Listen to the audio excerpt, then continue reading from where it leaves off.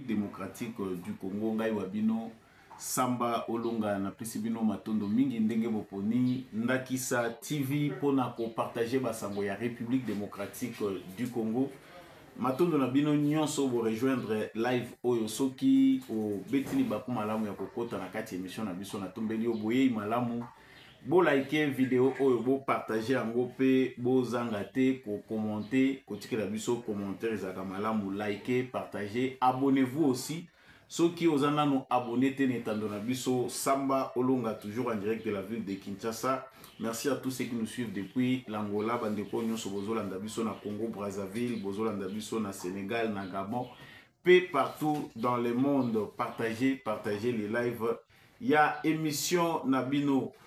À la une, il y a actualité Nabiso, tu es bien malamu que président criminel Paul Kagame yé akimaki rendez-vous où ezalaki prévu na Luanda tripartite to esengela salima entre président Nabiso Félix Tshisekedi, président ya Rwanda Kagame pe président ya Angola Joao Lourenço pour la médiation. Kasi ba interprétation ezali ebele par rapport ya actualité na pona nini Kagame ayaki te ba Rwandais ba pesi ba raison na bango, ba Congolais pe ba pesi ba raison na bango. Na banza penda actualité oyo bato ebele to sito aborder ngo, mais pas peut-être na sens auto kolobela ngo mokola lelo France ya Emmanuel Macron déjà bazwaki position moko oyo lelo Kagame azali kolanda. C'est qu'azui soutien na bango, nous en parlons na kati émission oyo comment Emmanuel Macron azali ko servir de béquille na Paul Kagame pour à continuer ko saboter ba processus nyonso ezali ko zwa mapona ko luka kimia na est ya République démocratique du Congo. Torolobela pe reprise ya ba affrontement ndenge ezongi après boycott ya Kagame ko boya ko participer na signature ya accord de paix comme prévu na Luanda. Et c'est un affrontement et zongi. Ce qui est déplorable, les alliés, reprise d'affrontement alors que nos FARDC sont obligés de cesser les faits. FARDC a réagi ça qui face il y a attaque, il y a RDF pour na koboto la position ezaki na maboko ya armée loyaliste. Mais malgré des localités reprises pour na musala moko ya makasi o esalemaki na ba FARDC na biso depuis pendant 2 semaines.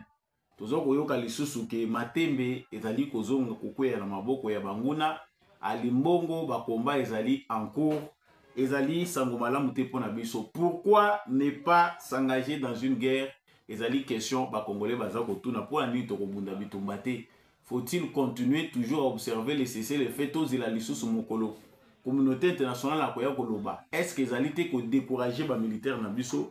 Nous en parlons tout de suite dans la émission na biso. Torosu ki sabongo na makambo ya Italie ba propos ya mwana ya Museveni général Kaineru Gaba soki moiro oba benga mwana ya Museveni. Je vais donner un seul avertissement à tous les mercenaires blancs opérant dans l'est de la RDC. À partir du 2 janvier 2005, nous attaquerons tous les mercenaires dans notre zone d'opération. Wana ezali message ya mwana ya Museveni. Batubele balingi kotuna ba question, est-ce que azali na contrôle ya ba propos na ye? Est-ce que Uganda ezali dirigé na mwana ya Museveni tope Museveni ye moko? Wana nde basango na biso pona mokolo ya lelo na tombeli bino encore une fois de plus boye malamu na kati ya émission oyo. Soki boza en direct pour ko landa biso, partagez live émission oyo. Abonnez-vous, soki boza nanu abonnez bo partagez vraiment émission na bino bo like. Tike la biso pe commentaire depuis wa piozo landa biso na République démocratique du Congo depuis wa pio ko landa biso à travers le monde. Na kozonga na basango ndenge na silaki ko annoncer angwa na sommaire sans ko bosana que la justice de Dieu n'épargne personne. Wana ezali ba parole fétiche à Samba Olonga. Ezali pe ba parole fétiche te mais ezala kaka appel à l'ordre pour na bato ba mesana na émission na présentaka que esengeli to sala kaka malamu parce que la justice de Dieu n'épargne personne. France, il y a Emmanuel Macron esi epesaki biso prémonition to mpe bapozaki baacte prémonitoire ya oyo lelo Kagame azali na kati ya kosala. Na approche na biso ndenge tozali koanalyse baévénement oyo eleki na Luanda na cadre ya processus ya Luanda mpona koluka accord de paix entre République démocratique du Congo na Rwanda. Tomoni malamu ke oyo nyonso bato bapredizaki, oyo nyonso bato balobaki yango nde ekokisami. Na ngambo na biso République démocratique du Congo toyebi ete bakongolais ebele bazalaki sceptique par rapport ya issue moko favorable na makambo etali processus ya Luanda, y compris biso pe na banalize na biso tolobaki que processus wana eza voué na échec vu que Kagame azali te na mutema na ye dedans, ezali juste manœuvre bazali ko se servir nango pona ko faire passer biso temps et qu'ils ne seront jamais dans la bonne volonté pona kolinga komema kimia. C'est ce qui est arrivé. Batebele bamoni président na biso ya République démocratique du Congo a se déplacé à Kei. Il y a eu même na kati ya Likambwango ex-président ya Kenya Uhuru Kenyatta yepa kendaki kuna. Mais le président congolais s'est retrouvé seul en face ya président ya Angola Joao Lourenço na Uhuru Kenyatta wa azalaki facilitateur ya processus ya Nairobi. Mutune aba congolais zali pourquoi le président congolais azalaki kokende akokai kokende sans que Kagame azala. C'est difficile pour certains de comprendre que na contexte où ezali diplomatique, Félix Tshisekedi a longi d'une certaine manière Kagame oyo azan intention ya ko manipuler pe ko sabotaka nyonso. Tout d'abord de prime abord toyebi que République démocratique du Congo ekei na processus ya Luanda sur demande na biso. L'Union africaine, le Conseil de sécurité des Nations Unies nde basengaki ke processus ya Luanda ezala pe ba organisation mosusu ya région. Na kokende kuna Félix Tshisekedi a voulu que biso ba congolais to bimate le rôle biso mutu toza ko saper ba démarche o bazali ko proposer biso ya kimia. C'est dans ce sens-là que Félix Tshisekedi a bengaki processus oyo processus y a dernière chance pour que et de partager biso na Rwanda selon les soucis y a Conseil de sécurité des Nations Unies pe ba organisation mususu régionale pe internationale. Mais le loyo tokanisi ke na ngambo ya République démocratique du Congo, si la justice existe biso na ngambo na biso Congo toza na likambo ya mabete. Rwanda azeli processus ekomi na suka ekomi moment ya kosigner balobi il faut qu'il y ait un dialogue entre la République démocratique du Congo na M23. Likambo kokamwa ezali que président ya Kenya oyo aza en fonction Monsieur William Ruto na Paul Kagame, lorsqu'il parle na question ya M23 baza koloba que ce sont des Congolais. Mais comment lelo Paul Kagame oyo ayebi que ba Congolais eza M23 eza question ya ba Congolais et qu'ils ont engagé été akoki ko imposer dialogue entre le gouvernement congolais na ba M23 comme issu na likambo etali processus ya Luanda. Et là ba liboso biso to constater ezali que premier but marqué na contexte diplomatique ya Tshisekedi c'était de présenter à la face du monde que Kagame Ndekolo ba M23. Le deuxième but se répète aujourd'hui dans un même contexte où Kagame azakola kisaye moko ke azali indissociable na branche armée na ye M23 parce que sinon akokai ko proposer en côté. Et même si cela pouvait se faire, comment pouvons-nous imaginer que Kagame azakolela na kombo ya ba FDLR? Matikala jamais ko imaginer que asenga dialogue oyo bako départager bango na ba FDLR, mais il impose à la République démocratique du Congo qu'il faut que solola na ba M23. Et loko biso tozali ko comprendre ezali que nyonso oyo nanga zali ko sala maloba o bazali ko loba déjà au départ et talisaki déjà qu'ils sont dans une manœuvre pour na saboter processus ya Luanda. Processus oyo toyebi ke eza ko salema na motema munene ya diplomatie ya Félix Tshisekedi. Sinon, pas la RDC devait déjà boycotter depuis longtemps. Ministre ya Rwanda, des Affaires étrangères, gouvernement ya Rwanda, bazaye kosalaka musala ya ko provoquer le République démocratique du Congo. Et vous verrez que balingaka kokende en état de faiblesse. Lorsque FARDC a frappé qui pendant 2 semaines d'affilée a récupéré na ba localité où ils na maboko na bango, ils ont refusé ba boyi kokende. Après ces réseaux ya M23.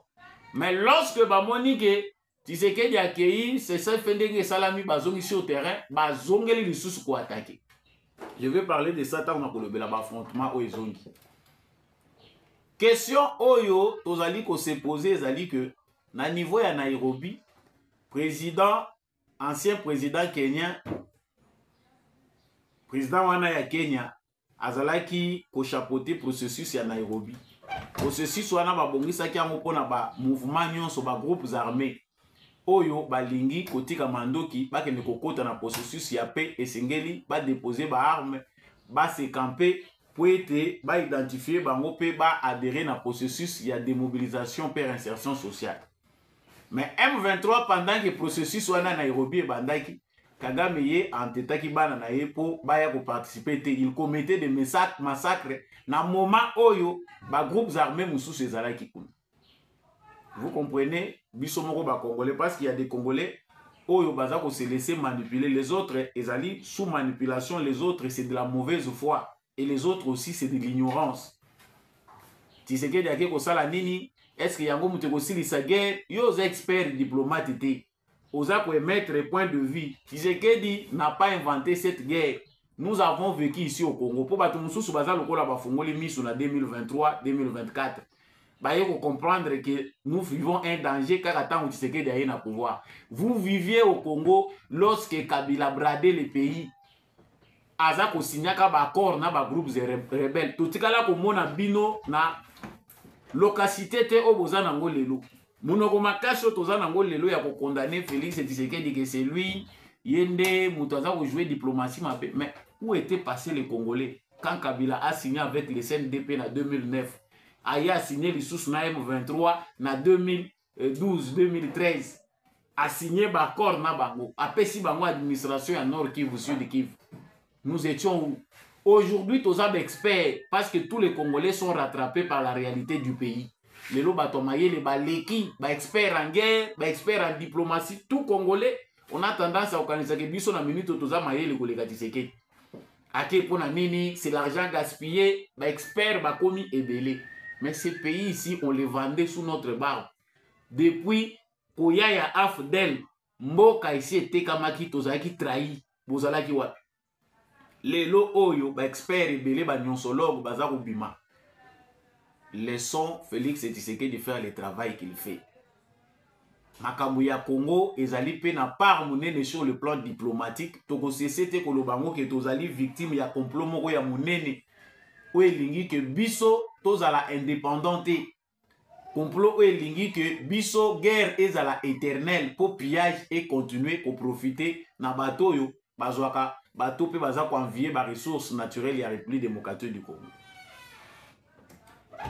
Et loko moko important na zolinga ko bakisa na kati information na biso ezali penda concrètement que derrière politique au biso toza ko découvrir il y a la France.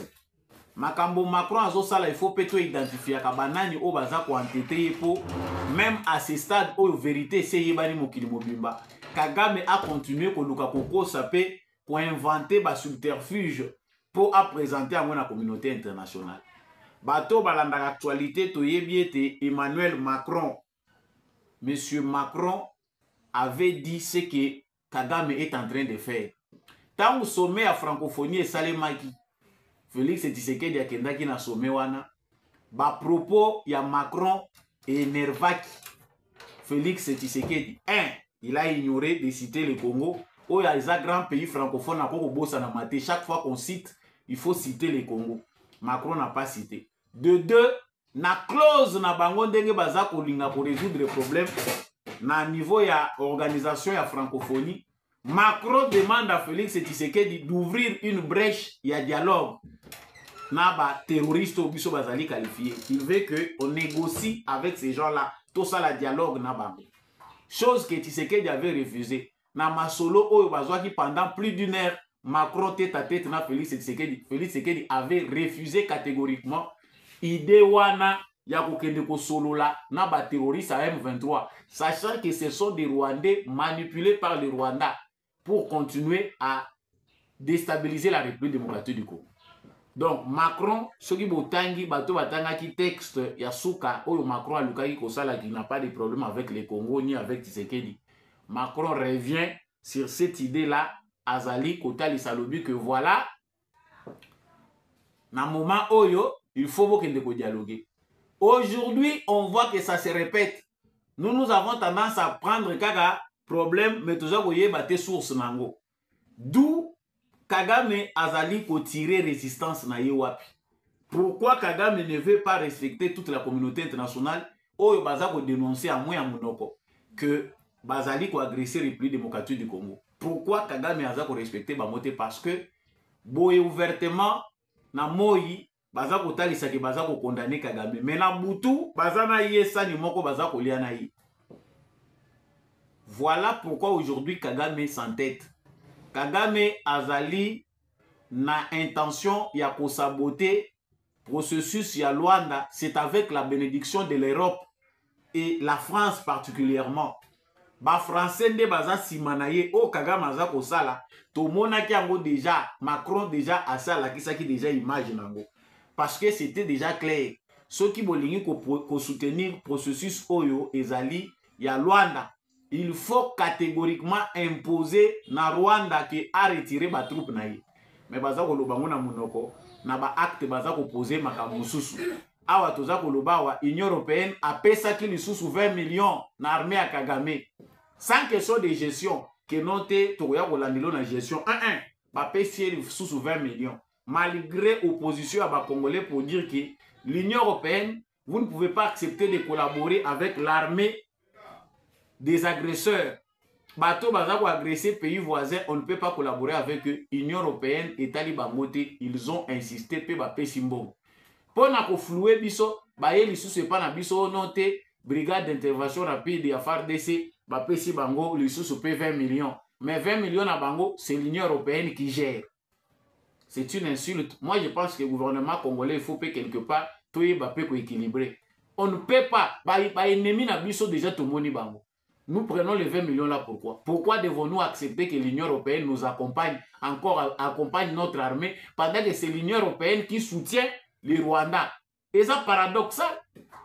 Tu aurais comprendre la logique, on a été à table de diplomatie, tu aurais pu faire la front sous souté. Koboya, ils ont péché. Il faut tout boya.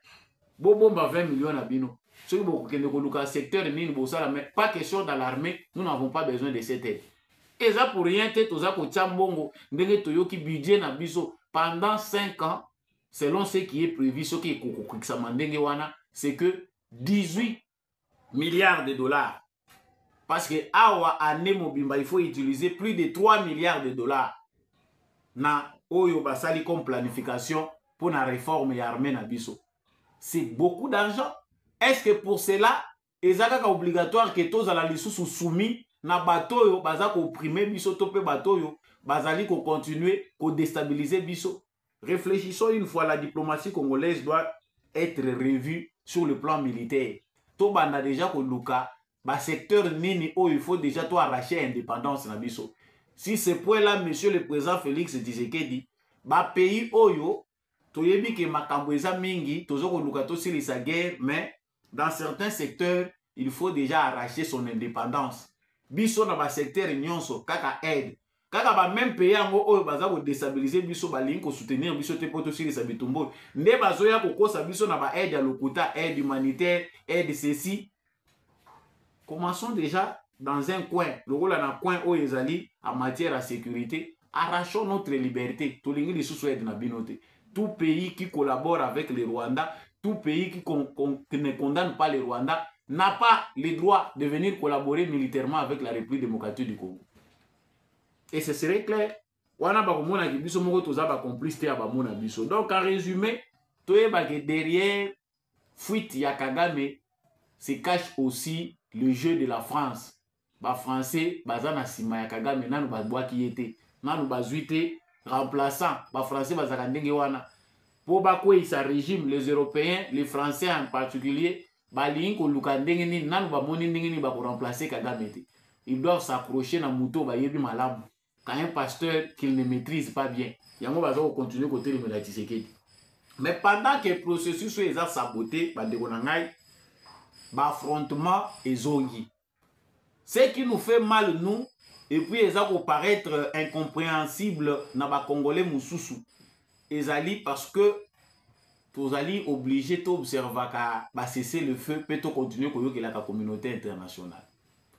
Nous comprenons que dans le contexte diplomatique tout le monde communiqué à la présidence de la RDC ko talisa opinion internationale mauvaise foi ya Rwanda ndenge nini Kagame azoya ko créer likambo eza ko exister te clause eza ko exister te ya dialogue na ba M23 ce qui est bon.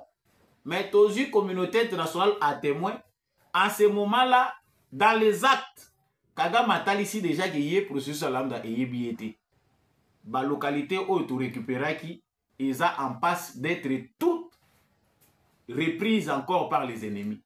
Donc awa to kolobawa ba localité wana risque ezali que nyonso musala nyonso ba faire de basali pendant 2 semaines tozonga lisusu na case ya départ. Non non non non et non. Wana eza inconcevable. Et ezo salema bongo pona nini notre armée est obligée de respecter les Nations Unies, les États-Unis, respecter les organisations régionales, mais le Rwanda ne le fait pas. Non, cher président de la République, monsieur le président de la République, c'est vrai, on ne dirige pas les pays avec des émotions. Nous sommes peut-être tous sous émotion, mais logique est clair. Les Congolais ont droit à un bon discours. Réarmement moral, il faut qu'ils aient la même pour nos troupes. Parce que tant que les militaires ils comprendre que c'est incompréhensible. Tu aussi tu récupérer la localité. Tu comme un point moko boye, tu as que soit tu te lancer à ce final, ce qui va boy koto sa oye ko bimakuna. Lobi nango to yoki ke bino bo replier, bo telemi. Bango baza obligé baya kolanda bino suba benga na bino na ba localité mususu bino botie ba rempart na bino. Inconcevable. Cher monsieur le président de la République, le discours qu'il faut adresser à la nation congolaise, à notre armée, doit être clair. Parce que les Américains, les Européens, ils que bazalinde ko déstabiliser biso nase. Baza ko faire passer temps oyo bayebi que en fin de compte les Congolais vont se tourner contre Tshisekedi et l'armée va se révolter. Les militaires bazebisaka boye mingi te zela alors que batu baza na front na contexte difficile. Les Rwandais exploitent malicieusement oyo ezali baza ko benga o cesser le feu oyo ezali nde trêve oyo eza ko faire profiter na ba Rwandais ba exploiter ango na malinité nyonso baya ko ataka kabiso bino botelemi bozeli balobi bozela cesser le feu drone matakate avion matakate bozana ba arme ba engin lourd ezati boko beta na bino boko frapper te soki kaka bokangi localité moko balobi bosuka wana. Nous devons respecter les cessez-le-feu. Makambo bien ko yana sima. Mais bana batu bazo ki na ba risque, baza ko présenter ba vie na bango na ba risque, ce n'est pas logique. Nous devons être fixés que le président puisse réarmer le peuple congolais pour éviter manipulation. Ba congolais baza la fixer. Na stade où Rwanda a boycotté ba processus où ezali ya paix parce qu'on nous dit que non ils a reporté. Il n'y a pas de report là-dedans. Kagame ne veut pas. C'est bien clair que le Congo ne négociera jamais avec des terroristes. Siko tokosuka wapi. Tous ala déjà armé, tous ala déjà préparé pour un moment où balobaka charger, pour charger. Bato bazo zela moment nini oyo boko frapper. Pona kosukisa mwana ya Museveni. Le fils à Museveni oyo azali général azali kopesa information awa oyo ezako senga que ba tension na biso et puis ça m'a poto bandeni à kozwa. C'est que le Rwanda et l'Ouganda bazali ko continuer ko travailler en collaboration. Moi na Museveni alobi je vais donner un seul avertissement à tous les mercenaires blancs opérant dans l'est de la RDC. À partir du 2 janvier 2025, nous attaquerons tous les mercenaires dans notre zone d'opération. Donc, va comprendre que ba instituteur renfort au Félix Tshisekedi a sali rempart ezako sala que ba grande ville ndenge bango bazako linga ye tomber zo tomber te et ça à cause il y a des mercenaires. Donc ils veulent maintenant déstabiliser les mercenaires. Oyo bango baza ko benga ba mercenaires wana. Donc ba société militaire oyo Félix Tshisekedi na mayele na ye asali pe bonne chose. Ezali ya ko komisa ba société wana ye koma congolaise. Ba société militaire oyo Tshisekedi a créé une branche qui fait que nous avons aussi maintenant chez nous des sociétés militaires où ils ont profité d'expertise. Il y a des Roumains, des Français, des Belés, des militaires, qui ont été la société. Des Congolais intelligents vont aussi profiter pour bâtir la peine expertise dans l'armée de la République démocratique du Congo. Donc, bazali na plan, ya kobanda kolinga ko déstabiliser ces instituteurs là parce que bamoni que baza ko renforcer mingi armée congolaise. Les alliés du gouvernement congolais les a avertis. Le reste, nous savons que Dieu nous protège, mais nous Congolais devons être mobilisés. Émission Nabiso Mukola Lelo et Komina Souka Samba Olunga comme d'habitude na présentation. Merci Nabino pour na attention particulière au Bopé Sakana émission Oyo. Bon continuer à partager en gros, bon continuer à liker, puis à tirer la commentaire depuis Bino Bolanda Kimbiso. Merci à tous ceux qui nous ont suivis depuis la France. Bande Guabuka, Goma, Bozali na Matadi, Bozana Mwanda, Bozana Luozi na Congo central. Partout où Bino Bolanda Kimbiso, Mbujimai, Kanangali, Kassi, Kolwezi, on a place Bozali. En tout cas, Samba Olunga vous aime beaucoup. Na bon moko na bolingonde Congo koyeba ko kende liboso. Biso totika la ferme, tolinga na pe tolinga ekolo na biso Congo. Nde yamwe kozala malamu. Wazalendo na motema, FARDC na motema, olingo benga Samba Olunga, c'est le plus 243 82 349 65 26. Tokutani prochainement na émission Moussous.